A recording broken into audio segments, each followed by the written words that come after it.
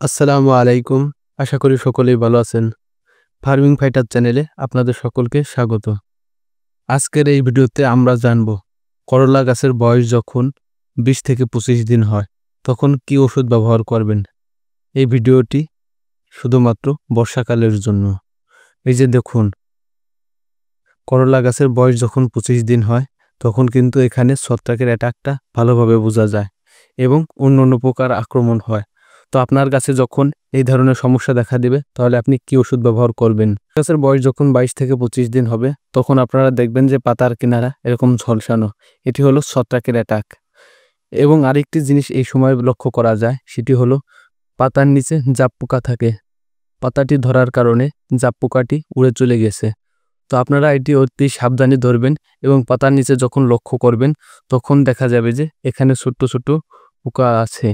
এই জাপ পোকা এবং এই ছত্রাকের অ্যাটাক, এই দুটি যখন আপনি একসঙ্গে লক্ষ্য করবেন তাহলে আপনি এখানে ব্যবহার করতে পারেন যে দুইটি ওষুধ।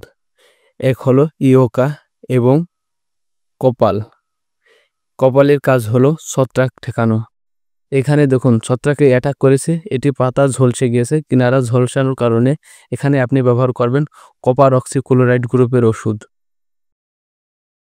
এই কপাল যখন আপনি ব্যবহার করবেন তাহলে দেখবেন যে উপরের পাতাগুলো সমস্যা সমাধান হয়ে যাবে।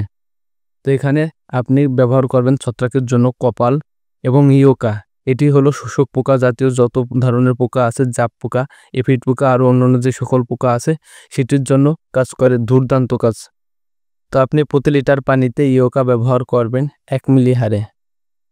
যদি আপনি করলা গাছে এর আগে কোনো কীটনাশক দিয়ে থাকেন 2 থেকে 3 দিন আগে, তাহলে এখানে মাত্রাটি কমিয়ে দিবেন। কারণ দেখা যায় যে ওই যে ওষুধটি ব্যবহার করছেন ওটার অ্যাকশন এখনও রয়ে গেছে। এর জন্য আপনি এখানে ইওকা দিবেন 1/2 মিলি হারে এবং কপাল দিবেন প্রতি লিটার পানিতে 2 গ্রাম হারে। এটি আপনি অবশ্যই বিকালবেলা ব্যবহার করবেন। বিকালবেলা ব্যবহার করলে পরা এর কার্যকারিতা অনেক গুণ বেড়ে যায়। এখানে আপনারা লক্ষ্য করবেন এই যে ফুল চলে আসছে, ফুল আসলে পরা এই সমস্যাটি বেশি দেখা দেয়। তো আপনারা দেরি না করে গাছে সঠিক কীটনাশক ব্যবহার করুন, তাহলে আপনার জমিতে কোনো সমস্যা থাকবে না। এই বর্ষাকালে অতিবৃষ্টির কারণে এই ওষুধগুলো খুবই ভালো কাজ করে থাকে। এই ভিডিওটি আমি বানিয়েছি নিজের থেকে, এটি কোনো কোম্পানির স্পন্সর না, এটা আমি কোম্পানির সঙ্গে যোগাযোগ করে বানাইনি। এই ভিডিওটি আমার নিজের থেকে, কারণ আমি নিজে একজন কৃষক, আমার জমিতে ব্যবহার করছি। ভিডিওটি ভালো লাগলে অবশ্যই একটি লাইক করবেন। চ্যানেলে যদি নতুন হয়ে থাকেন তাহলে চ্যানেলটি সাবস্ক্রাইব করবেন। আর যদি আপনার কোনো মতামত থাকে তাহলে কমেন্ট বক্সে জানিয়ে যাবেন। সম্পূর্ণ ভিডিওটি দেখার জন্য আপনাকে অসংখ্য ধন্যবাদ।